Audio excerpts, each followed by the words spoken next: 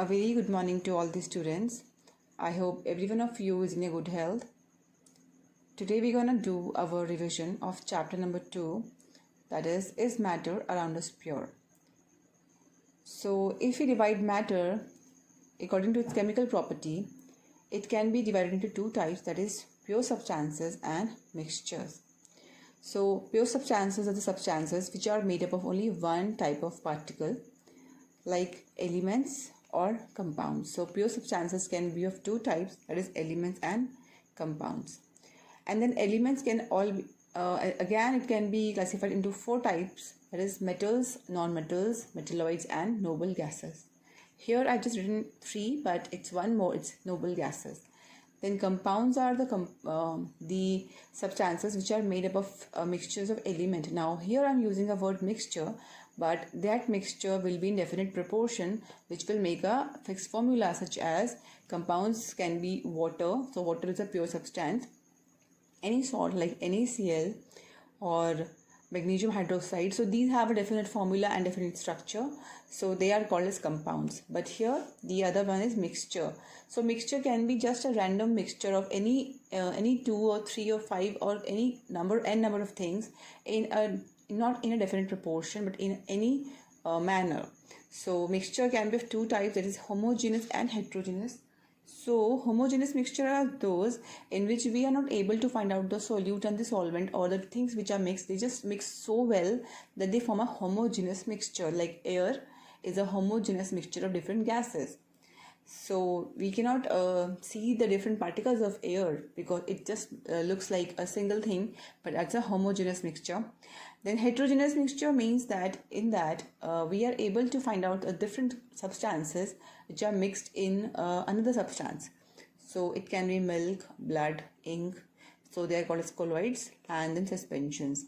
So we have learned by this chart, I hope you remember, these are about the solutions, colloids and suspensions. So these properties are quite important in terms of your exam. So you have to learn about these properties, and many times questions are being asked about these that differentiate between solutions, colloids and suspensions. So solutions are those, actually they are homogeneous mixtures.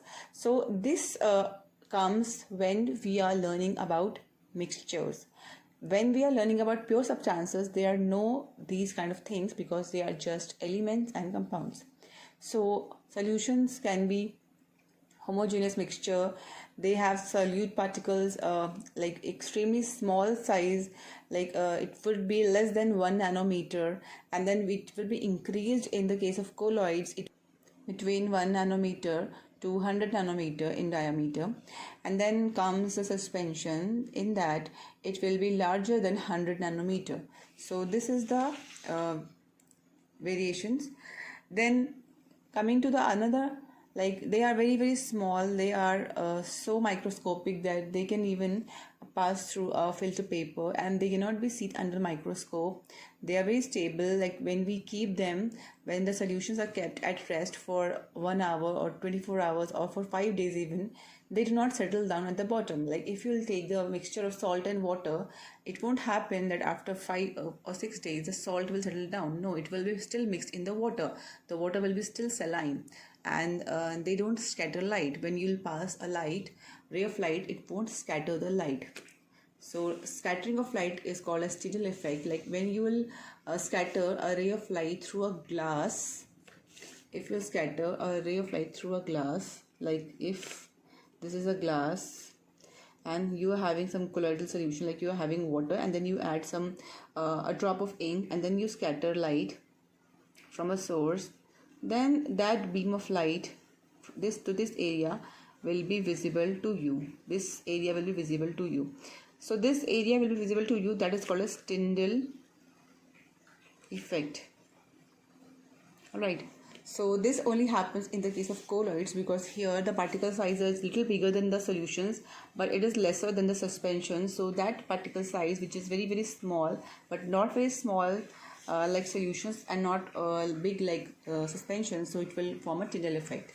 Whereas suspensions do not form the Tyndall effect. They are unstable. When we'll keep them for a while, settle down, so the particles of the suspensions of the solute will settle down. So you please go through this. I hope you have made this chart at your home while I've given you the tutorial of this chapter. So we will not discuss it here now because it's done.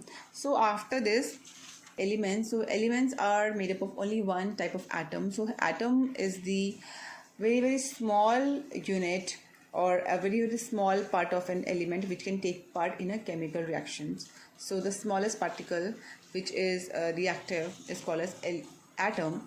Then after it comes molecules. Now molecule is a mixture of atom. When 2 or 3 atoms combine together, they form molecules.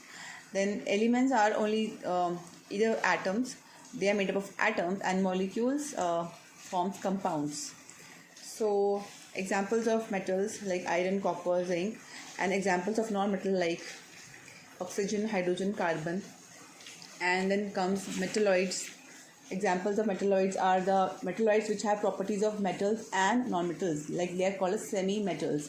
After then comes noble gases. Noble gases are the gases which are not reactive at all. They are stable. They are neither metal nor non-metal because they are so inert that they don't react. After that comes the mixture. Okay, so mixture can be of two types, that is heterogeneous and homogeneous. So these homogeneous and heterogeneous I've told you already. I hope it's clear. Then homogeneous are those mixtures in which they are completely indistinguishable. We will not be able to find out the solute and solution in it, like salt water or sugar water. They are so mixed so well that we are not able to figure out where the solute and where the solvent is. It just forms a simple plain solution. And in the heterogeneous mixture, we can separate out the substances in the form of particles or any droplets. And so the example of homogeneous mixture is a salt solution, and we called homogeneous mixture as a solution like copper sulfate solution, alcohol and water mixture. So they are homogeneous mixture. Then heterogeneous mixture can be of two types again, that is colloids and suspensions. Okay, now after this we're gonna move to our next important topic, that is called as the concentration of the solution. So this is an important topic from which the formulas are there, and the question comes. So now the basic formula is concentration of solution is mass of solute upon mass of solution into 100. And for the liquid also it's the same, just there will be change in the volume. So for the case of solids or solute, it will be mass, and when it comes in terms of liquid, it comes like volume. So simple formula, and then we will be doing some questions. Okay, for this, just make sure that you have to learn about what are solute and what are solvent. So solvent are the compounds, or solvents are the components in which we mix a solute, like it is the water in which we mix a solute example salt, and solvent example water. So please make sure and keep in mind that solvent does not always mean that it will be water. We can also have a solid solvent or a gaseous solvent when we mix anything in the air. So that time the solvent is air or gas and the dust is the solute.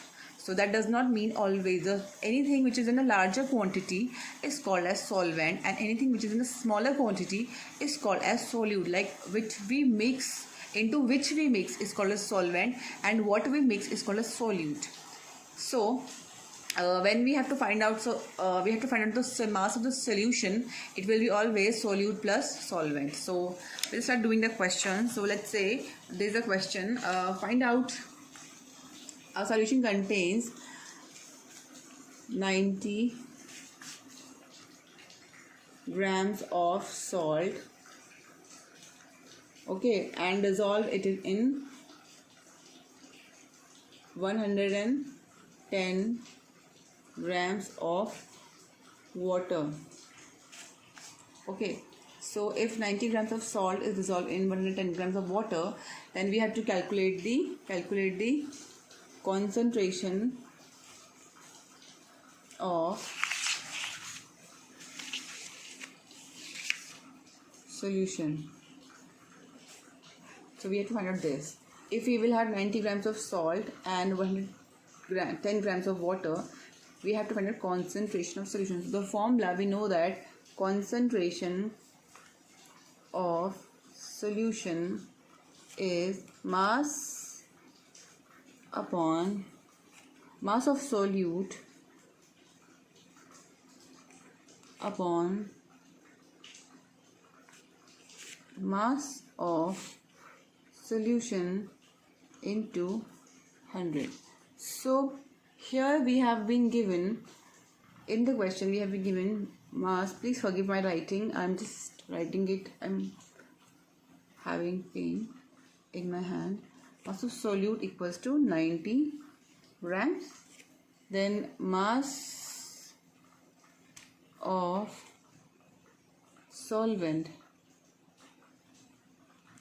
equals to 110 grams. So mass of solution, because in the question we have to put the value of solution, so we have to find out the solution. It will be mass of solute plus mass of solvent, which is 90 plus 110, which makes it 200. Okay, so on keeping these values in the formula, like concentration of solution equals to m upon mass of solute. How much is the mass of solute? It's 90, and the mass of solution, it's 200 into 100, and then we will calculate it. 1, 2, 4 is 8, and 2 is 10. It will be 45%. Alright, I hope it's clear. So like this we have to do the questions. These are very simple. So now I'm going to tell you about your syllabus. So this is your NCERT book. So this is a chapter. So this portion is like I haven't told you yet because we wanted an official notice, but since I'm making this video, so I want to let you know that CBSE has reduced the syllabus for this year. This year, like this is session 2020-21. So for this session, CBSE has reduced the syllabus because of all these problems due to the coronavirus. The classes are not being run properly as it was done earlier. So because of these online classes, students are having lots of problem in completing the syllabus. So the CBSE has reduced the syllabus. So this portion which we have done is coming. Your first chapter, all the first chapter has been cut from your syllabus. So when you open your NCERT book, you'll find that this first chapter is cut from your NCERT book. It will not come in your exams. So this chapter, from this it will be in your exam. So for this chapter as well, is matter around us pure. This is coming in your exam. This is in syllabus. This is in syllabus. This is in syllabus. Till this, only to this page, like to this page number 18 is in your syllabus. Separating the component of mixture is not in your syllabus. It is not in your syllabus. This is not any of these separating techniques which I've taught you. They are not coming for your exams. Okay, no evaporation, no centrifugation, no sublimation. So sublimation was there in your chapter 1 as well. So one is cut and this is also cut. So this is also not coming. No this, nothing. No chromatography, nothing. No distillation, nothing is coming. So all this has been cut till here. Till here, even the crystallization is also not coming. Okay, we have made a previous video on this, so please, if you have learned it, it's good for you. You should know it's good for your knowledge, but they're not coming for your exams. So now this physical and chemical changes, it will come. They will come for your exams, for your unit test, and for your finals also. So this will come. This will be coming. This is in your syllabus. What types are, with other types of pure substances, so elements, we have done this, compounds, this is also coming, and this mixture and compounds, this is also in your syllabus. So again I will repeat so that it will be clear to you. This is in your syllabus, this also in your syllabus, this is this, this. Only till here is in your syllabus. This portion has been cut from your syllabus. All this has been cut. This has been cut. This has been cut. Okay. This has been cut. This has been cut. This is there. This is coming. This is coming. This is, yes, it is in your syllabus. This is in your syllabus. This is not in your syllabus. Okay, so I think it's clear. So like the question answers which we have done in the back of the exercises or any questions, please, those questions are definitely cut, because when the topic is not in your syllabus, you don't have to do any questions which are asked for the separate techniques, and the questions which are formed on those topics, they are automatically being cut. So your half of chapter 2 is in your syllabus, and half portion means no separating techniques, but the differences like physical and chemical change is there in your syllabus. I'm going to share syllabus with you. So please, for your test also, for your exams or unit test also, do prepare only that portion which is in your syllabus. Alright, so that you don't have to study extra portion which is although important for you. If you learn it, you can study whatever you want, but for the exams, they will be not coming, or they will not be the part of your syllabus for your exams. So please study that, and after this also you can ask me the questions if you have any problem, and I'm gonna give you a worksheet also along with this tutorial, so please check that and try to do those questions. Okay, so till then, take care and work hard. Thank you.